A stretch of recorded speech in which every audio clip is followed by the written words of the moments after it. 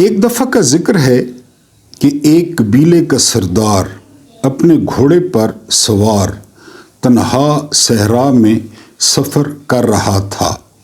سفر کے دوران اس نے دیکھا کہ ایک شخص ریت میں پھنسا پڑا ہے۔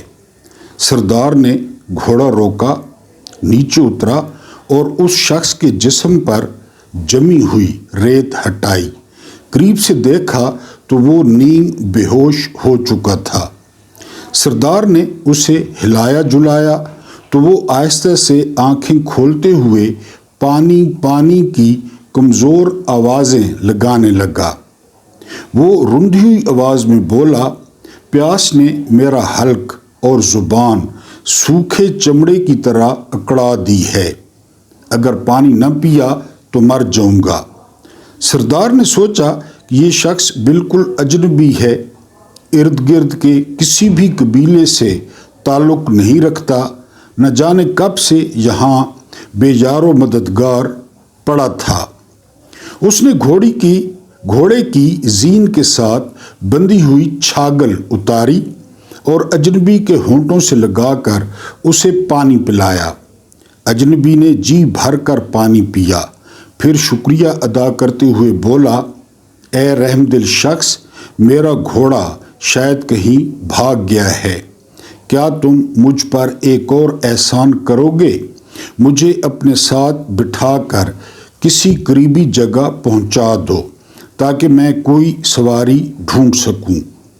سردار نے خوش دلی سے کہا، ہاں کیوں نہیں؟ وہ گھوڑے پر بیٹھ کر بولا، آؤ میرے پیچھے بیٹھ جاؤ۔ اجنبی نے زمین سے اٹھنے کی کوشش کی مگر نکاہت کے باعث 2-3 بار گر پڑا۔ پھر ہانپتی آواز میں بولا، اس سنگ دل صحرا نے میرا سارا زور چھین لیا ہے۔ برائے کرم کیا آپ خود نیچے اتر کر مجھے گھوڑے پر سوار ہونے میں مدد دے سکتے ہیں؟ سردار فوراً نیچے اترا اور اسے سہارا دے کر گھوڑے پر بٹھانے لگا، لیکن جیسے ہی اجنبی بیٹھا اس نے اچانک سردار کے پیٹ میں ایک زوردار لات ماری اور گھوڑے کو ایڑ لگا کر تیزی سے بھگا لے گیا۔ سردار نے آوازیں دیں۔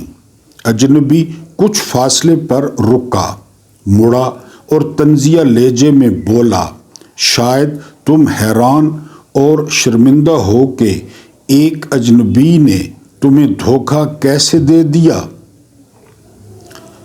سنو، میں ایک راہزن ہوں اور لٹیرے سے رحم کی امید رکھنا بیکار ہے۔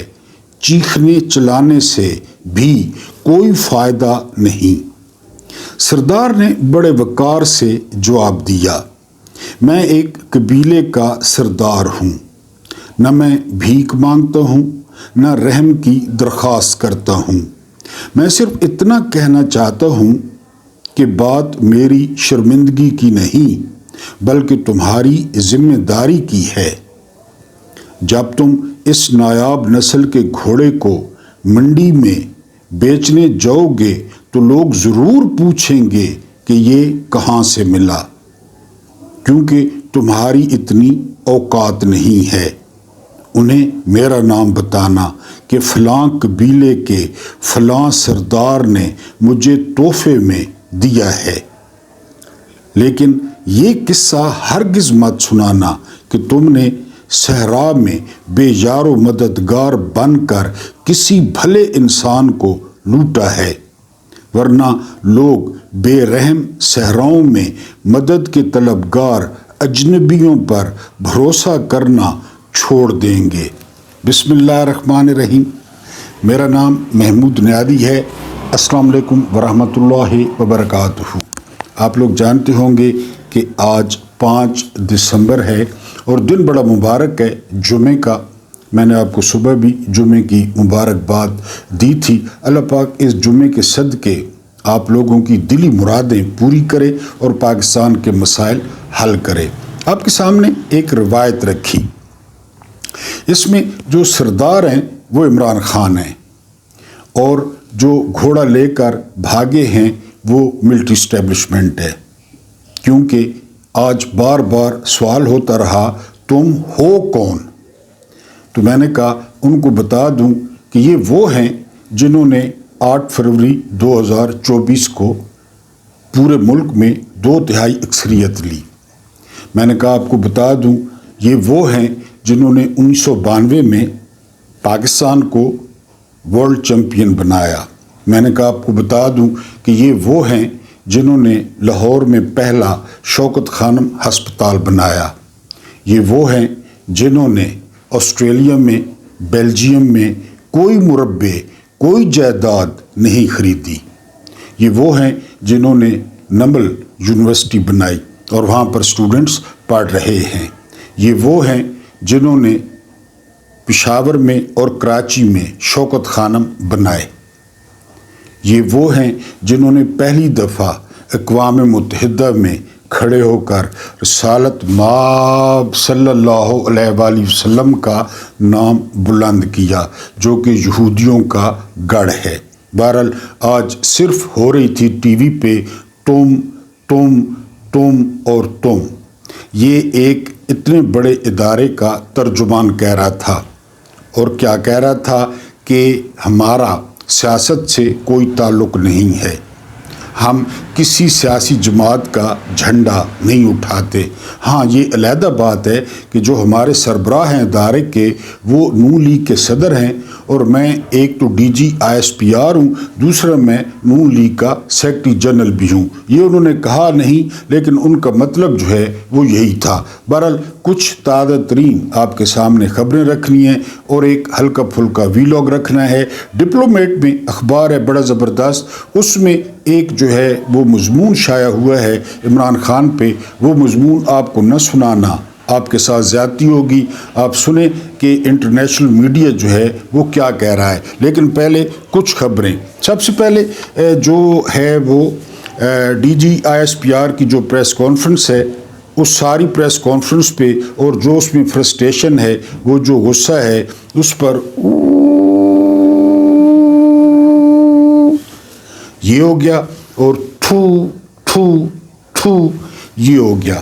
بسمارک نے کہا تھا، میں نے پہلے بھی بتایا کہ جدید جرمنی کے بانی تھے بسمارک، 16 سال تک جرمنی کے چانسلر رہے۔ انہوں نے کہا تھا کہ طاقت جو ہے وہ دکھانے کے لیے ہوتی ہے، طاقت استعمال کرنے کے لیے نہیں ہوتی۔ لیکن ایک ادارہ جو کہ ایٹمی ادارہ ہے، جس کے پاس ایٹم بم ہے، جس کے پاس دنیا کے جدید ترین ہتھیار ہیں، وہ اپنے غصے پر جو ہے وہ قابو نہیں پا رہا، اور وہ بار بار عمران خان کو جو ہے وہ ذہنی مریض قرار دے رہا ہے۔ ایمان مزاری اور ہادی علی چٹھا، ان پہ بھی غصہ نہیں اتر رہا۔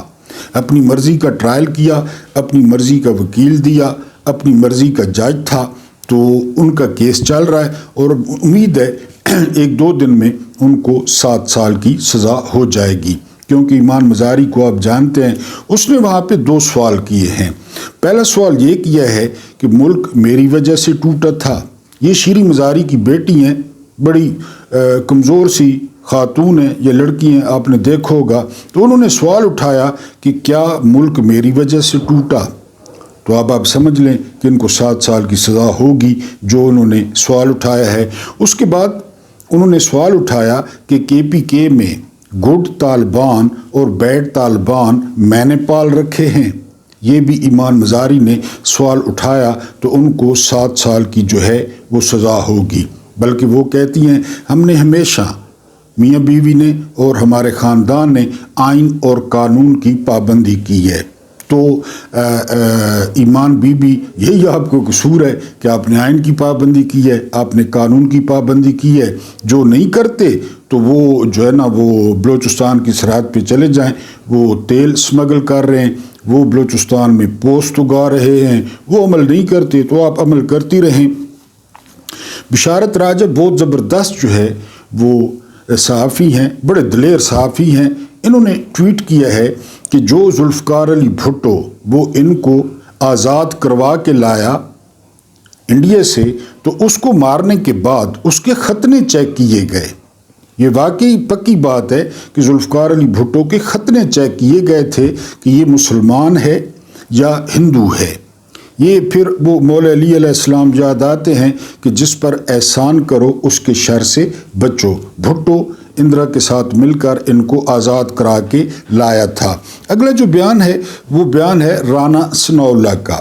یہ ندیم ملک کے ساتھ پروگرام میں بیٹھے تھے اور انہوں نے تمام شکوک و شبہات جو ہے وہ ختم کر دیے ہیں، یہ کہہ کر کہ اب جو چیف آف آرمی سٹاف ہیں یا فیلڈ مارشل ہیں یا چیف آف ڈیفنس فورسز ہیں یا ڈبل شاہ ہیں، ان کی جو مدت ہے تو وہ جنازہ گاہ تک ہے، یعنی پہلے وہ نہ وردی اتاریں نہ وہ اتار سکتے ہیں، کیونکہ ہمارا جو حلوہ مانڈا ہے، ہماری جو روٹی ہے، ہمارا جو روکڑا ہے، ہمارا جو دا ہے وہ لگا ہوا ہے، وہ ہوں گے تو ہمارا دا بھی لگا رہے گا۔ بہرحال وہ کہتے ہیں کہ اب کوئی عمر نہیں ہے ریٹائرمنٹ کی، یعنی کل ایک ریکارڈ قائم ہوا ہے کہ ظہیر بابر صاحب، ظہیر الدین بابر ہیں یا ظہیر احمد بابر صاحب ہیں، ایئر چیف مارشل ہیں، ان کا کردار جو ہے وہ بڑا زبردست رہا۔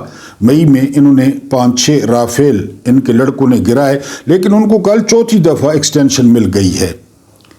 میرا خیال ہے کہ بعد والے جو لوگ ہوں گے وہ بھی بڑے زبردست ہوں گے، اور یہ ایئر مارشل صاحب کی ڈیوٹی تھی۔ ایئر مارشل صاحب اس لیے ایئر مارشل صاحب ہیں، انہوں نے جہاز گرائے، لیکن کہا جاتا ہے کہ ان کے نواز شریف کے ساتھ بہت زبردست تعلقات ہیں، اور تعلقات کی ایک یہ نشانی ہے کہ ایئر چیف مارشل صاحب کے جو بھائی ہیں وہ فارم 47 پہ گجرات سے نون لیگ کے MNA ہیں۔ حالانکہ ایئر چیف مارشل کے بھائی کو صحافی کہتے ہیں کہ 30 یا 40 ہزار ووٹ پڑا، لیکن ان کا ووٹ 1 لاکھ کر کے ان کو بھی فارم 47 دیا گیا، تو وہ بھی ان میں شامل ہیں۔ بہرحال چوتھی دفعہ ان کی جو ہے وہ ایکسٹینشن ہو گئی ہے ایئر چیف مارشل کی۔ اس کے بعد جو اگلی خبر ہے وہ یہ خبر ہے کہ پاکستان اب اڑان بھرے گا۔ یہ چیف آف ڈیفنس نے فرمایا تھا، تو پاکستان نے اڑان بھر لی ہے۔ گلوبل جو رپورٹ ہے گورنرز کی، 120 ملکوں میں گورنرز میں پاکستان کا 109واں نمبر آیا ہے، 109۔ 120 ٹوٹل ملکوں کا ڈیٹا لیا گیا، یعنی جو ترقی پذیر یا تھرڈ ورلڈ ہے، اس میں 109ویں نمبر پہ پاکستان ہے۔ اور جو خوشخبری ہے وہ خوشخبری یہ کہ پاکستان کمبوڈیا سے نیچے ہے، اس کے علاوہ پاکستان شری لنکا سے نیچے ہے، اس کے علاوہ پاکستان انڈیا سے نیچے ہے، اور سب سے مزیدار بات یہ کہ پاکستان جو ہے وہ بنگلہ دیش سے نیچے ہے۔ یہ تاریخ میں پہلی دفعہ ہوا تھا کہ اکثریت نے اقلیت سے آزادی لی اور بڑے فائدے میں رہ گئے، حالانکہ وہ اکثریت میں تھے اور اس نے آزادی لے لی۔ آج DGISPR نے کہا کہ جو شیخ مجیب الرحمان تھے وہ جانے پہچانے جو ہے وہ غدار تھے، عمران خان ان سے متاثر ہیں۔ غداری کیا کی تھی شیخ مجیب الرحمان نے؟ شیخ مجیب الرحمان بڑا جو ہے نا ہارڈ کور ورکر تھا مسلم لیگ کا پاکستان بننے سے پہلے۔ شیخ مجیب الرحمان نے ایوب خان کے مقابلے میں فاطمہ جناح کو سپورٹ کیا تھا۔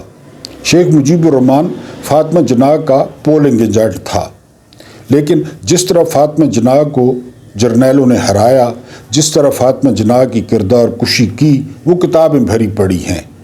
پھر شیخ مجیب الرحمان نے صاف شفاف الیکشن ہوئے اور 2/3 اکثریت لے لی، الیکشن جیت لیا، مینڈیٹ نہیں دیا گیا، اپنی ضد جو ہے وہ پوری کی گئی، اپنی انا کو تسکین دی گئی اور پاکستان جو ہے وہ ٹوٹ گیا۔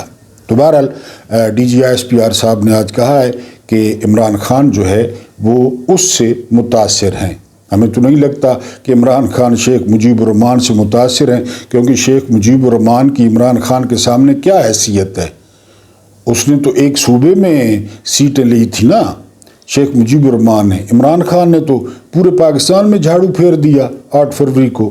عمران خان نے بلوچستان سے سیٹیں لی، سندھ سے لی، KPK تو واش کر دیا، پنجاب کو واش کر دیا۔ تو شیخ مجیب الرحمان کی کیا حیثیت ہے عمران خان کے سامنے؟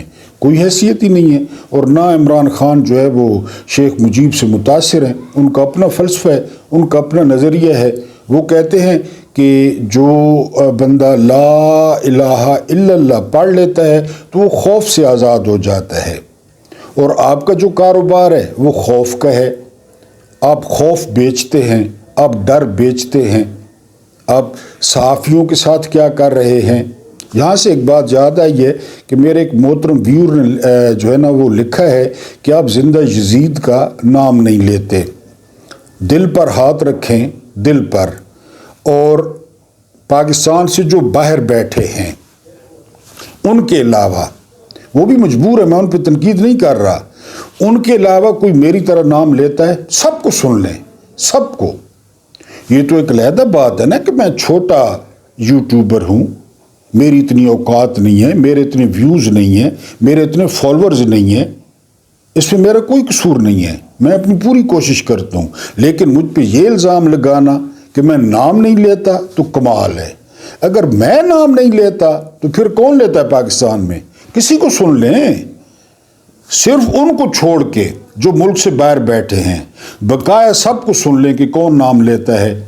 اور میں نے آپ کو یہ بھی بتایا کہ مجھے انجام کا پتہ ہے۔ یہ جو آج پریس کانفرنس ہوئی ہے نا، اس کے بعد آپ نے دیکھنا ہے کہ کیا ہوتا ہے، کتنا کریک ڈاؤن ہوتا ہے اور کس کس کو جو ہے نا وہ رگڑا لگتا ہے۔ تو بہرحال ان محترم ویور سے مجھے اختلاف ہے، بلکہ مجھے دکھ ہوا ہے کہ جی آپ زندہ یزید کا نام نہیں لیتے۔ میرے سارے پیچھے ویلاگ چلے جائیں، پیچھے جو ویلاگز ہیں وہ چلے جائیں۔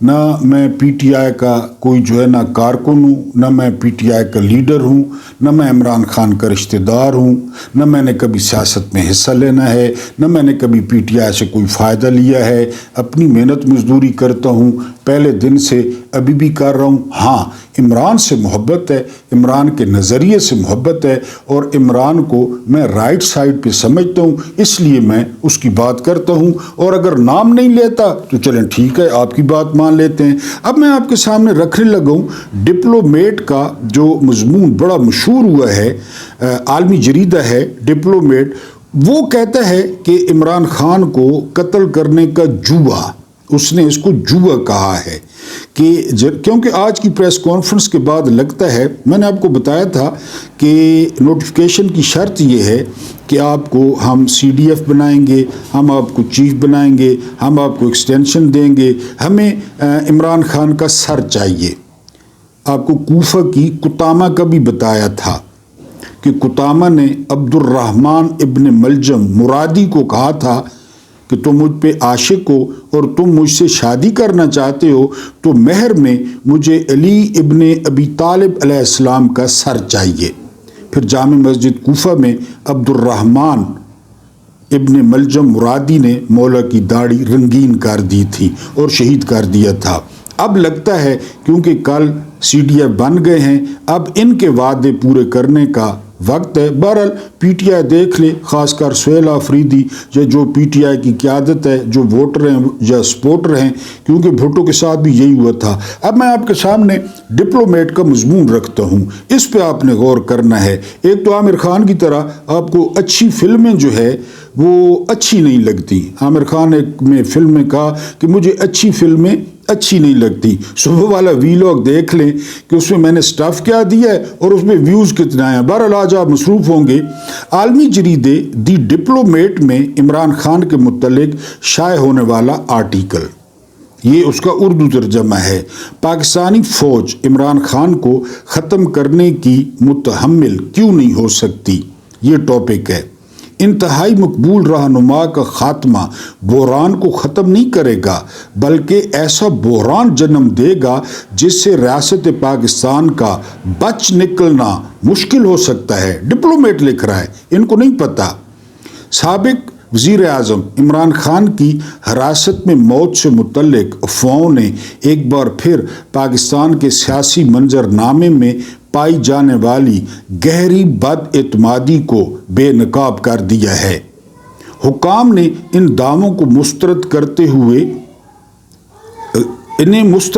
ہوئے غلط معلومات پر مبنی مہم کا نتیجہ قرار دیا ہے۔ تاہم جس تیزی سے یہ افواہیں پھیلی وہ اپنے اندر ایک بڑی کہانی سموئے ہوئے ہیں۔ Field marshal general Asim Munir بخوبی سمجھتے ہیں کہ عمران خان کا خاتمہ ایک ایسی خود کش غلطی ہوگی جس کی متحمل اسٹیبلشمنٹ نہیں ہو سکتی۔ اپنے طویل فوجی کیریئر میں جنرل منیر نے اپنے پیش روؤں کی جلد بازی پر مبنی پالیسیوں کے تباہ کن نتائج دیکھے ہیں، جن میں جنرل پرویز مشرف کے لاپرواہ اقدامات شامل ہیں، جیسے 2006 میں نواب اکبر خان بگٹی کا قتل اور 2007 میں لال مسجد آپریشن۔ پاکستان آج تک ان واقعات کے نتائج بھگت رہا ہے۔ ایک اور اہم وجہ یہ ہے کہ فوج کسی ایسے رہنما کو ختم کرنے کا خطرہ مول نہیں لے سکتی جو پنجاب سے تعلق رکھتا ہو، جو پاکستان کا سب سے بڑا صوبہ اور فوج کی برتی کا سب سے بڑا ذریعہ ہے۔ بہت سے مبصرین کا ماننا ہے کہ 2019 میں سابق وزیر اعظم نواز شریف کو علاج کے لیے انگلینڈ جانے کی اجازت اس لیے دی گئی کیونکہ ان کے پلیٹلیٹس خطرناک حد تک کم ہو چکے تھے، حالانکہ یہ فراڈ تھا، یہ میں کہہ رہا ہوں۔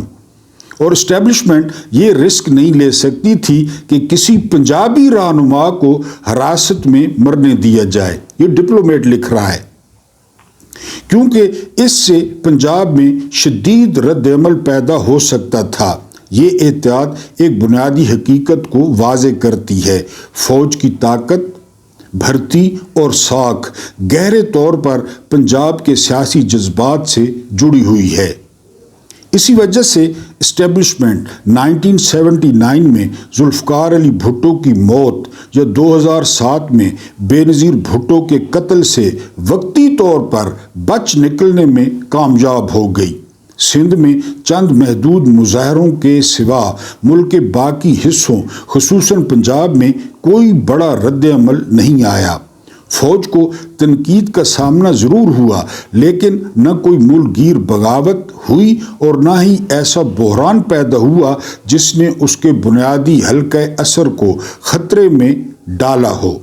لیکن عمران خان ایک بالکل مختلف سیاسی حقیقت کی نمائندگی کرتے ہیں۔ یہ جواب ہے، تم ہو کون؟ یہ ڈپلومیٹ لکھ رہا ہے، DGISPR صاحب۔ لیکن عمران خان ایک بالکل مختلف سیاسی حقیقت کی نمائندگی کرتے ہیں۔ اگرچہ وہ نسلی طور پر پنجابی نہیں بلکہ پختون ہیں، مگر ان کا تعلق پنجاب میاں والی سے ہے۔ ان کی حمایت پورے ملک میں پھیلی ہوئی ہے، جس میں پنجاب، خیبر پختونخوا اور بیرون ملک مقیم پاکستانی شامل ہیں۔ مئی 2023 میں ان کی گرفتاری نے تاریخ میں پہلی بار اسٹیبلشمنٹ نے دیکھا کہ غصہ نہ صرف دور دراز صوبوں میں بلکہ خود پنجاب میں پھٹا، جو اس کی بھرتی، انتظامی مشینری اور سیاسی طاقت کا مرکز ہے۔ ان واقعات کی چاہے جو بھی تشریح کی جائے، ایک حقیقت بالکل واضح ہو گئی کہ عمران خان کا خاتمہ ایسے سیاسی انتشار کو جنم دے سکتا ہے جسے فوج قابو میں رکھنے کی صلاحیت نہیں رکھتی، خاص طور پر ایسے وقت میں جب ملک کی معیشت بدحالی کا شکار ہے۔ اس سے بھی زیادہ اہم بات یہ ہے کہ عمران خان کا خاتمہ انہیں پاکستانی سیاست کا بے مثال شہید بنا دے گا، یہ ڈپلومیٹ لکھ رہا ہے۔ ذوالفقار علی بھٹو اور ان کی بیٹی بے نظیر بھٹو اپنی موت کے بعد علامتیں بن گئیں، لیکن ان کی شہادتیں زیادہ تر ان کے اپنے پارٹی ووٹ بینک تک محدود رہیں۔ عمران خان کی شہادت اس اعتبار سے مختلف ہوگی، ان کی مقبولیت طبقے، صوبے اور عمر کی سرحدوں سے بالا تر ہے۔ ہر عمر کا بندہ ان کو پسند کرتا ہے۔ ان کے پاس ڈیجیٹل طور پر متحرک نوجوانوں کی ایک بہت بڑی طاقت موجود ہے، جو انہیں صرف ایک سیاسی رہنما نہیں بلکہ مزاحمت کی علامت سمجھتی ہے۔ ایسی جذباتی وابستگی رکھنے والا رہنما ختم ہو کر غائب نہیں ہوتا بلکہ اور زیادہ طاقتور ہو جاتا ہے۔ ان کی تحریک مزید شدت اختیار کرے گی، ریاست کو اپنی تاریخ کے شدید ترین سیاسی رد عمل کا سامنا کرنا پڑے گا۔ اسٹیبلشمنٹ اس حقیقت سے آگاہ ہے اور بھٹو کی مثال اسے اتنی اچھی طرح یاد ہے کہ وہ ایسی تباہ کن راہ دوبارہ اختیار نہیں کرے گی۔ آج فوجی قیادت کو حاصل وسیع اختیارات کے باوجود سیاسی حقیقت ایسی حدیں قائم کرتی ہے جنہیں کوئی ادارہ نظر انداز نہیں کر سکتا۔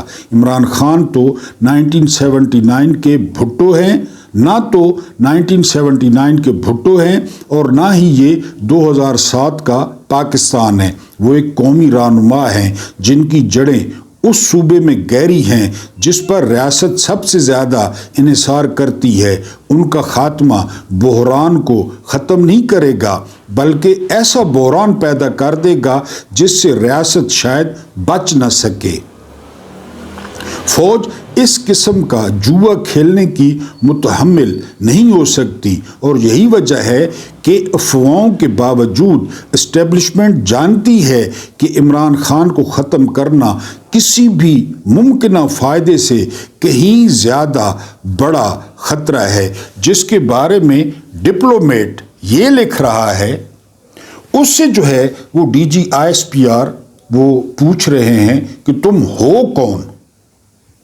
یعنی یہ سوال اگر بندہ ڈی جی ISPR پہ کرے کہ سر آپ کون ہیں؟ آپ سے پہلے یہاں پہ عاصم سلیم باجوہ تھا، پاپا جونز والا، اس سے پہلے اطہر عباس تھا، اس سے پہلے میجر جنرل راشد قریشی تھا، شوکت سلطان تھا، کدھر گئے وہ؟ آپ کا بھی 1 سال رہ گیا ہوگا، 2 سال رہ گئے ہوں گے۔ اور عمران خان نے زمان پارک میں کہا تھا کہ جب آپ پیدا بھی نہیں ہوئے تھے نا تو میں پاکستان کی خدمت کر رہا تھا۔ تو آپ اپنی یادداشت واپس لیں کہ عمران خان کون ہے اور یہ سوال آپ اپنے بڑوں سے پوچھیں کہ وہ کون ہیں۔ ان کو سرکاری نوکری ملتی ہے 3 سال کے لیے اور پھر وہ یہاں پہ جو ہے نا وہ پاکستان کے اور پاکستانی عوام کے ابے جو ہے وہ بن بیٹھتے ہیں۔ سوال یہ ہے، اب آپ کہتے ہیں کہ عمران خان ذہنی مریض ہے، ٹھیک ہو گیا۔ اب کیونکہ پہلے حسین شہید سہروردی ذہنی مریض تھا، محمد علی بوگرا ذہنی مریض تھا، اس کے علاوہ فیروز خان نون وہ ذہنی مریض تھا، یہ سارے ذہنی مریض تھے جو آپ نے پھڑکائے۔ ہاں اگر کوئی انٹلیکچول تھا تو یحییٰ خان تھا، جنرل رانی اور انگور کا پانی، وہ انٹلیکچول تھا، وہ افلاطون کا شاگرد تھا۔